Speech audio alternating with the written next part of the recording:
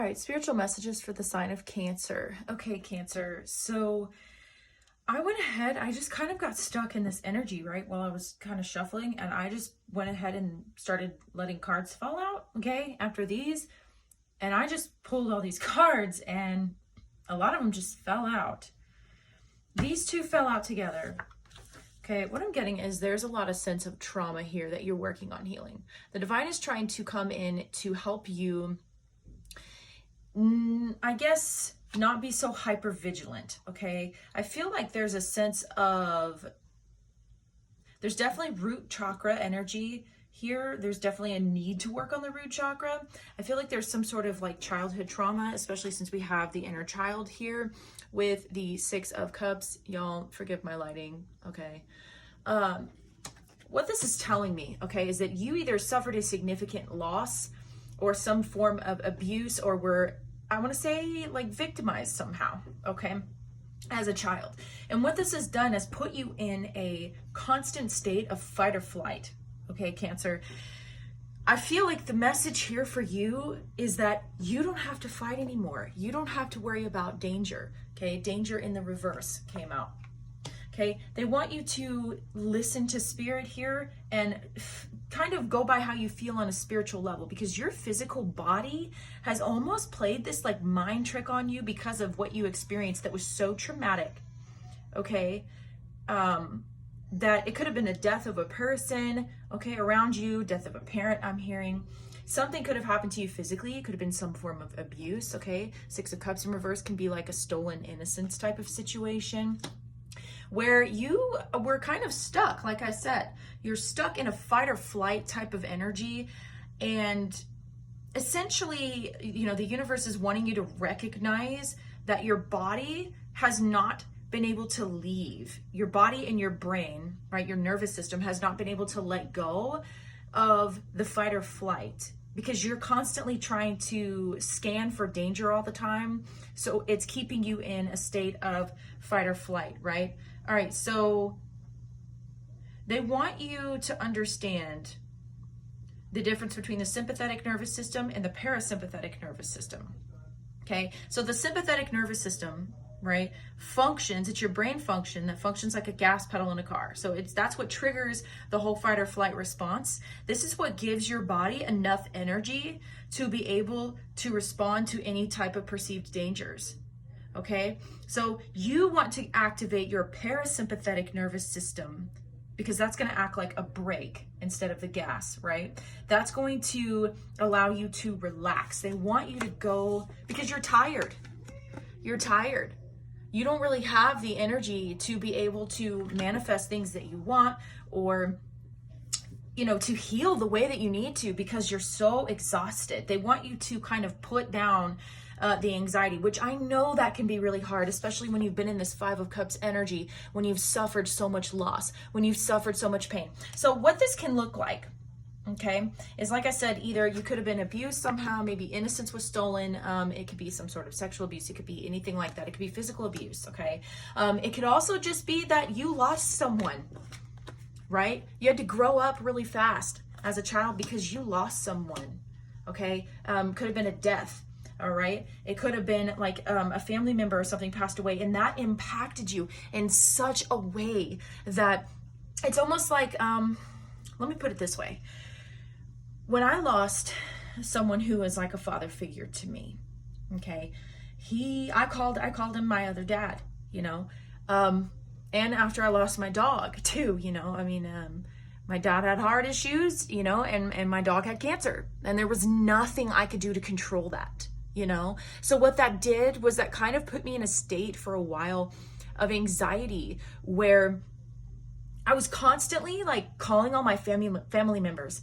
I was like working myself up, trying to make sure that my children were okay, and that I was calling all my family members, and, you know, I love you, I don't want to lose you. And like, I was like overly protective of my kids, and like, I was worried that someone else was going to die, you know? And when the fact of the matter is that I can't control when someone's time is to go.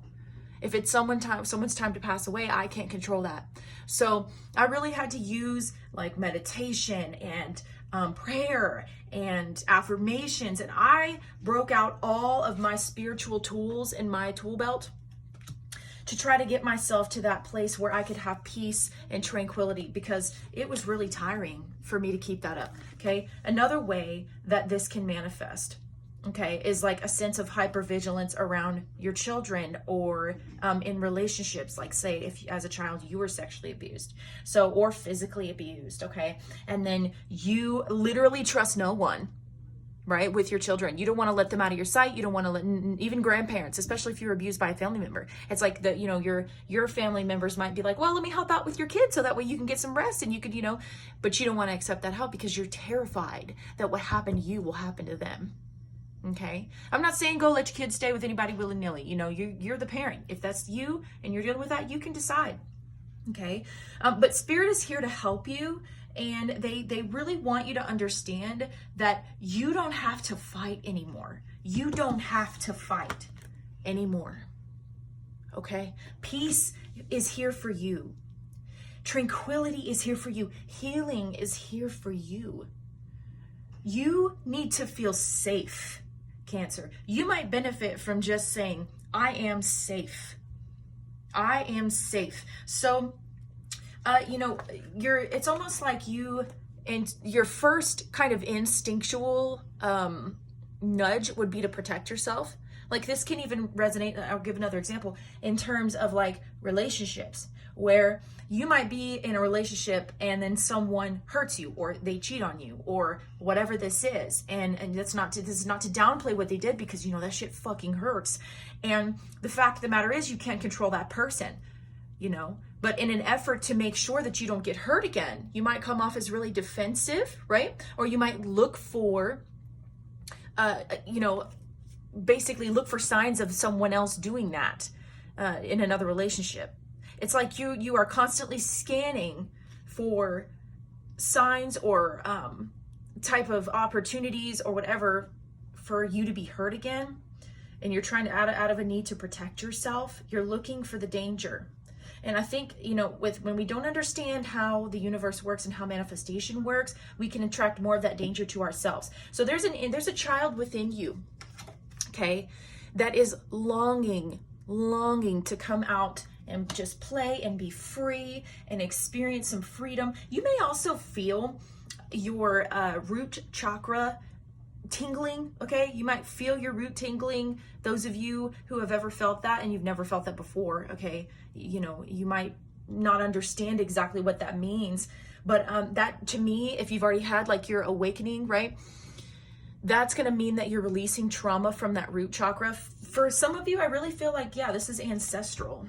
This is ancestral. They want you to let go of this, because this is something that could have been plaguing your family line and your ancestral line for a long time. Okay.